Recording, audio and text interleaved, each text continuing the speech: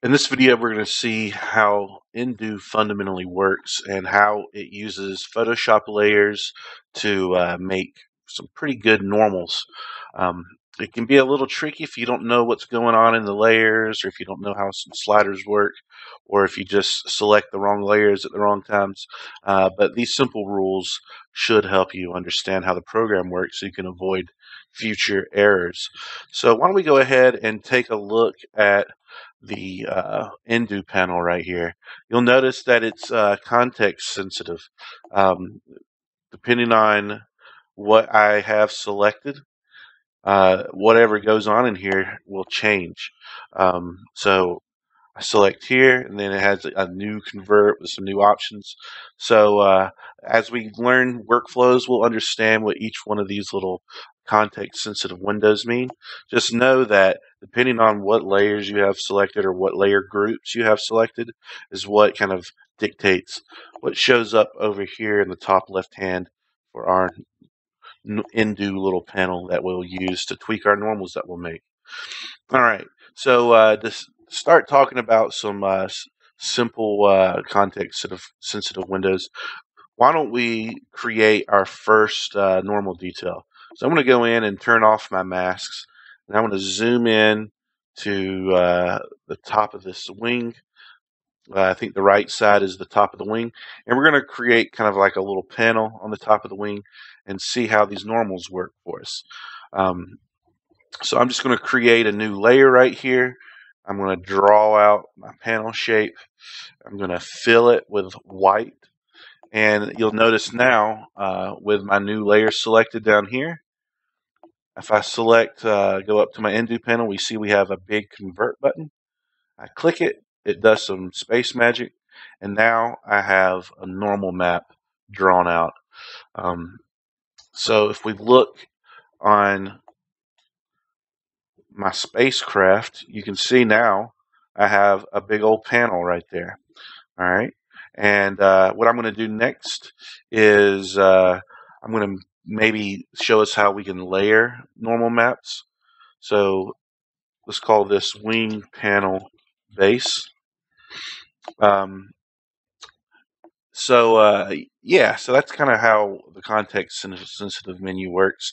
And to explain what these buttons and sliders do, these will be our main tools we use to kind of form and kind of hone in the kind of normals we want.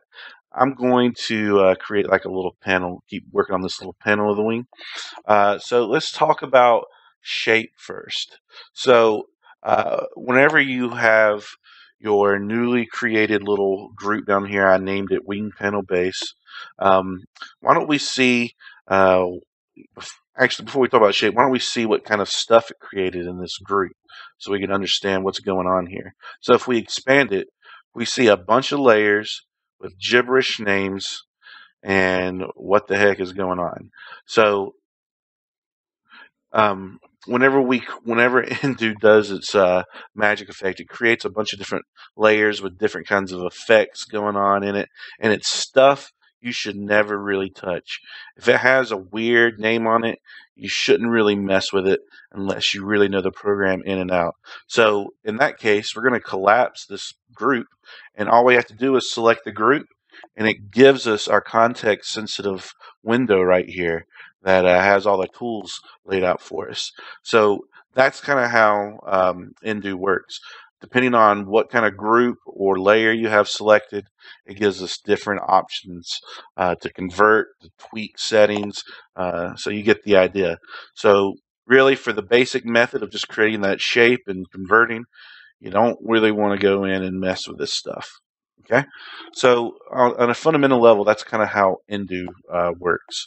It's all about these layer groups that it makes, and just selecting the root parent of these groups will give you the tweak options that you're looking for. That was a little confusing to me when I first learned the program. So why don't we start talking about what these buttons and sliders do real quick, and then I can show you some workflows that we can start making normal maps with and start making some cool detail. All right. So why don't we go ahead and just go through our buttons, and then we'll go through our sliders, and I'll try to make something practical out of this detail along the way. So I was going to show shape a second ago. So why don't we look at shape? Shape kind of dictates the kind of rounding of edges and of the detail. So smooth kind of creates a, let me zoom into this detail. We can see it a lot better if I zoom in. So smooth kind of creates like a nice smooth effect around these uh, corner pieces right here. But if we go to chiseled, we get a more defined piece right here. So it's kind of an aesthetic taste. You know, do you want more of a rounded, smooth thing? Sometimes it actually improves the shape by and large. Chiseled shallow, that's a little bit of a tweak of chiseled. I don't think I've ever really used it much. So if you can't decide what you want to do, you can always see how it looks on the model. So every time we refresh our 3Do, let's make sure we hide our UV snapshot because we don't want that to show up in our normal map. All right, because in this instance, we can see that our UVs are kind of like normal mapped into our plane. It doesn't look too bad in some place. Yeah, it looks bad. All right, so we're going to hit our refresh button on 3Do, and we can see that this is the smooth. It's kind of hard to see, so I'm going to hold down Shift and right click and drag my mouse. So that's kind of smoothed. See how it nicely falls around that corner? So let's change it to chiseled and refresh. And now you can see how it's like really defined in there. So that is a personal preference right there, or what kind of look you're trying to achieve. So next, why don't we look at the bevel button on this shape? I will bring in 3Do back in a second. Bevel kind of controls, and this is a button you'll only find in the very simple workflow that I just used, where you just convert a layer shape, into a button. So bevel can kind of control exactly how the normal looks. So this is more of a rounded, an embossed style, and so you can see how it's changing the normal map there. I'm going to see if I can fit both the preview window and the actual normal map on the same screen. I think that'll work. There's the outer right there. So sometimes 3Do will update with you, so you don't always have to hit refresh. This was the original. So you can see right there. The outer, it kind of goes around the outside of your shape, so it makes the detail look a little bit bigger. Groove is pretty cool. It kind of makes it takes your perimeter of your shape and just makes it a trough. So this shape and this shape are the same elevation, and then you have a trough around it. Stroke inner and stroke outer. I really don't see how they're different than outer inner. I'm sure there's a more nuanced explanation for that, but typically I'm just using the top four in this instance. All right, so why don't we use that groove, because this will kind of be like a cool way to say, hey, this is not really a panel that's sticking out of it, but it's something that can be removed away from the plane. All right, great. So next we're going to talk about slant.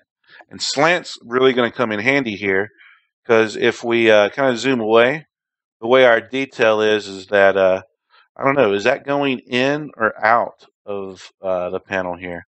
Well, if you want to change kind of the direction that the normal kind of digs in or pulls out, slant right here does that for us. Okay? And sometimes it's kind of hard to see, so make sure you're using your light source. So, is that going in, or is that pushing up?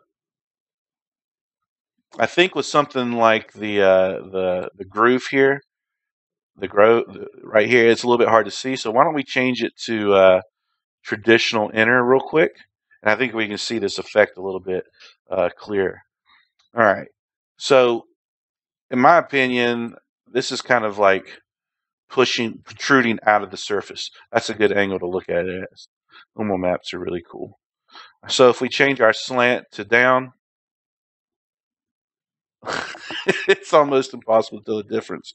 But basically, you know what I'm saying? It can make it, okay, that's definitely pushed in. So it can make something look pushed in or pulled out. So that's slant's incredibly useful for dictating the direction that our normals are kind of like pushing in or pulling out. All right, so why don't we look at curve next? And curve kind of goes with bevel in a way, in that you can kind of control how the normal is drawn. So Gaussian's not much different. See how they kind of have curves right there? So log is a lot different than round. It's almost like an inverse. So let's see how it affects that. Again, these are just really subtle differences, and I think it just takes experience to know exactly what these curves are doing.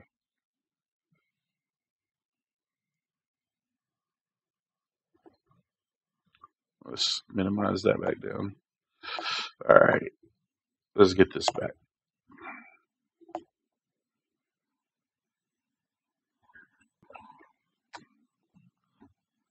All right, so you might get confused sometimes.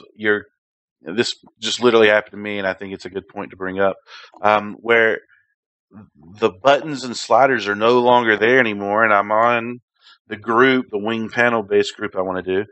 But you'll notice I have a selection drawn right here, and basically it wants to convert that selection to a new normal group. So just deselect everything with Control D, and then your context sensitive menu will come back. That can be a little frustrating. All right, so we're just selecting. Oh yeah, that curve's really cool. Actually, you know what? That looks like a good kind of panel looking thing, doesn't it? So, you can achieve these curves with, or this effect with either the bevel tool. We can double up that, maybe not double it up. Um, or you can use these crazy curves to get you the shape that you want. I mean, that looks crazy. Look at that. I don't know if I like that. Maybe if our size was a bit bigger. Yeah, that might work good. All right, I'll talk about that in a second. So our curve can work in conjunction with other sliders. That's all I wanted to prove. So curves are a pretty fun thing to mess with. But you know what? I'm going to go back to that, what was it, cone asymmetrical? Or was it valley high? There we go. To get that nice panel look that I was looking for.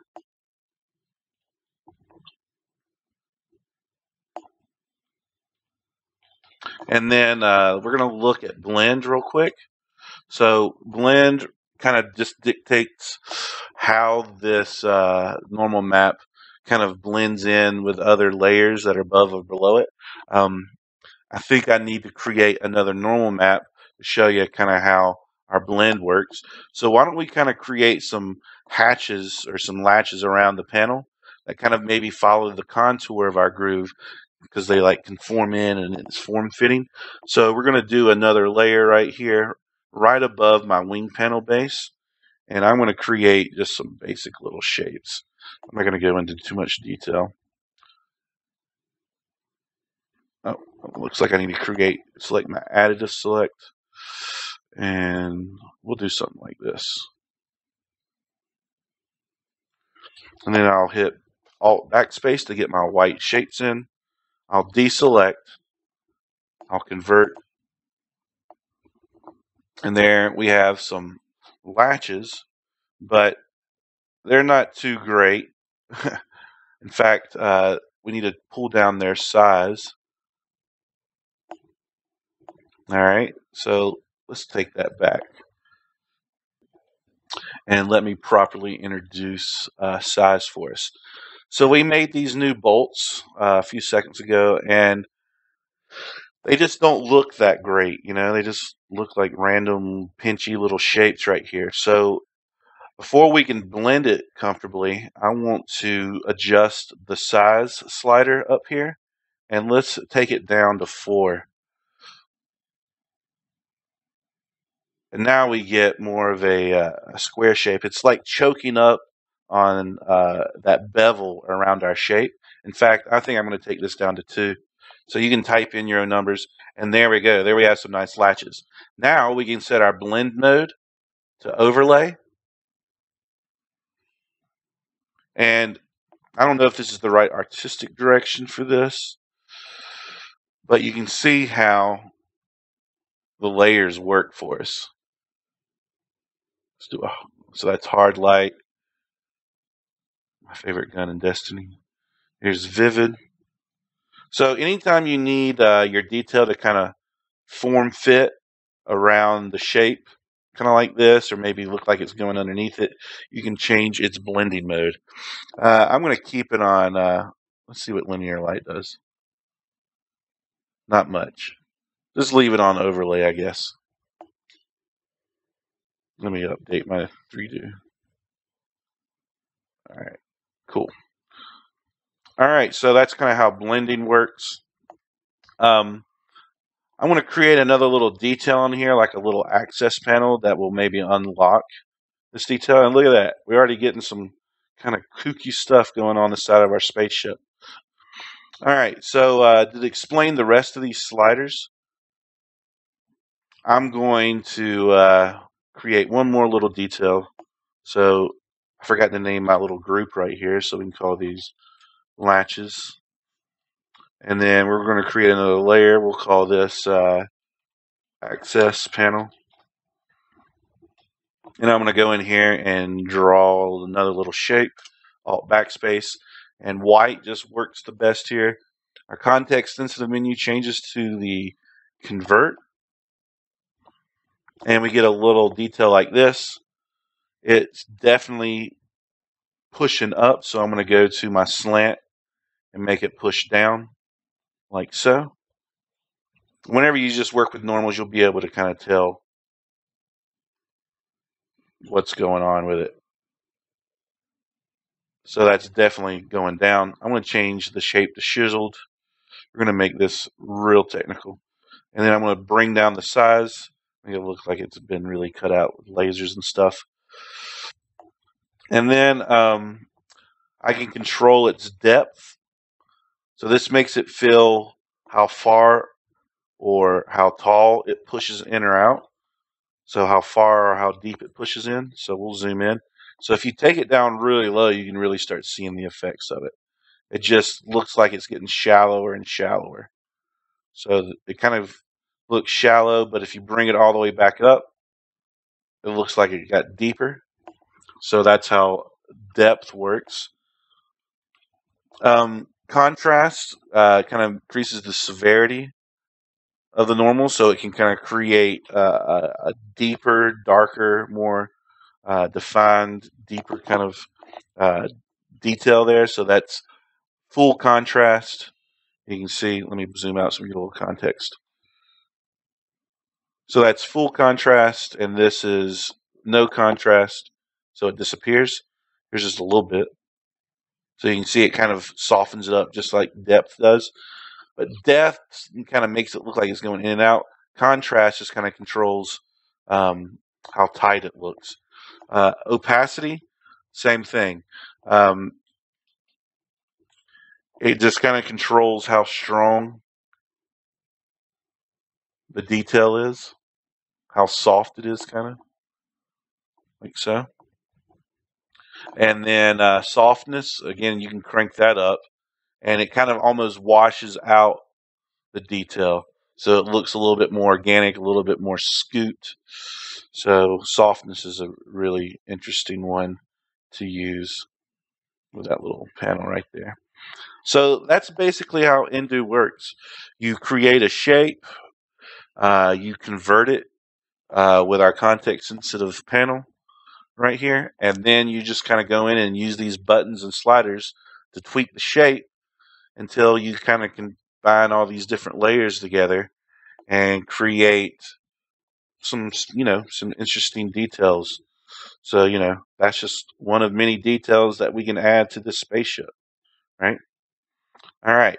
So that kind of does it for this little quick overview of how nDo works. In the next video, we're going to look at a few more tools and see how we can further, push our normal map creation using 2D software.